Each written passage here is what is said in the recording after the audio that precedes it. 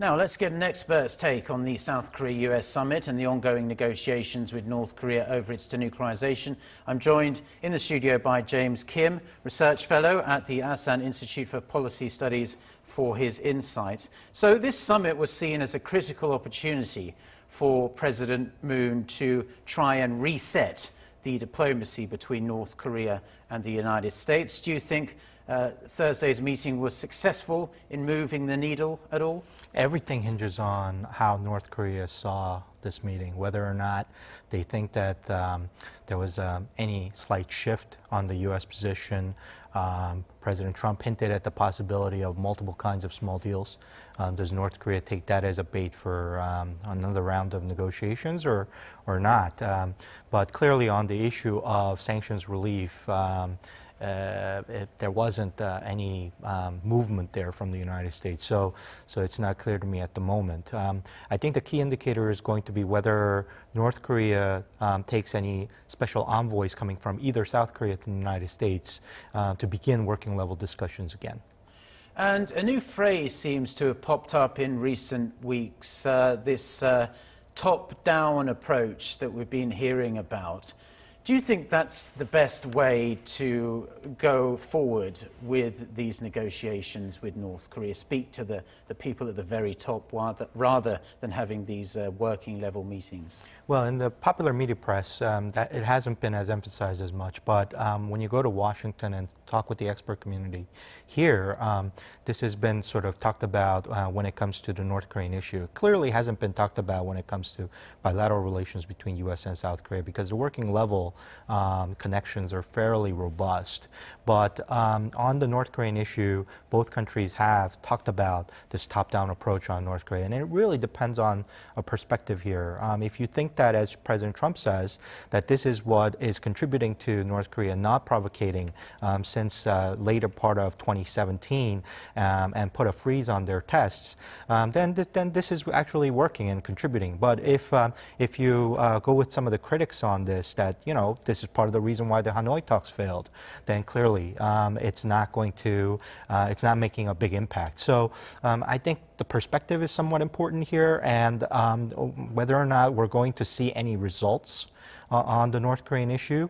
At the moment, we're in the middle of this. We're not towards the end. We're more likely towards the beginning. So let's see how North Korea responds. And we know that Presidents Moon and Trump met one-on-one at the White House for a couple of hours.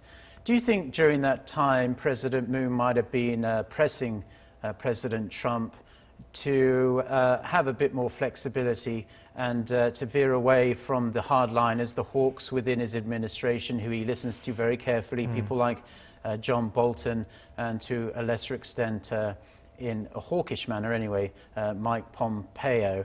Do you think he might have said, look, don't listen to those guys so much, listen to me, I'm the one who's in the thick of it on the Korean Peninsula? And do you think he might have said to President Trump, what do you think about sanctions relief and perhaps some kind of multilateral summit in the future? Well, what we know from the readouts before the summit and after the summit and the scheduling seems to suggest that President Moon has already had one-on-one sessions individually with Secretary Pompeo, National Security Advisor Bolton, as well as Vice President Pence.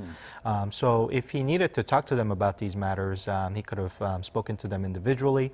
These are the people that are spending more time with President Trump. They have more access to his time and to his availability. So it's not clear to me that even if he made that statement to President Trump, that would have had a lasting impact.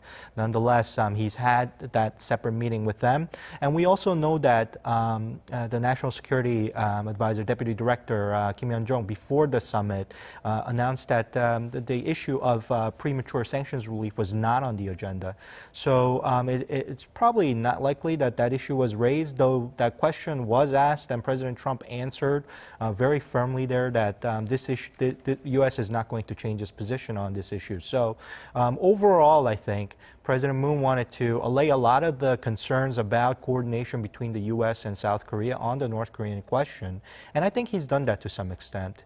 So relatively some mixed results here from this summit to allay some of the concerns having to do with the bilateral relationship between U.S. and South Korea, but at the same time on the North Korean issue, it's not clear how Kim Jong-un perceived this latest meeting. And what do you think happens next then with this process? Do we expect another Moon-Kim summit followed by perhaps a third summit between Kim Jong-un and President Trump, and then who knows, this three-way summit that might include China or other people, other regional players? I think both leaders basically agreed at this summit that they want the talks to resume again. And so they're looking for different ways to coax North Korea out of its shell. But the critical thing here is whether or not North Korea resumes working level talks. If these summits are going to happen, there needs to be some kind of a dialogue leading up to these summits. So look for a special envoy visit either to North Korea or some other place involving both South Korean counterparts and the U.S. counterparts if these summits are going to happen. Okay, wonderful. Thank you very much for coming in, James. We appreciate your insights as always, and we hope to speak to you soon, perhaps when the next summit rolls around. And that was James Kim, Research Fellow at the Asan Institute for Policy Studies. Thank you. Thanks, Mark.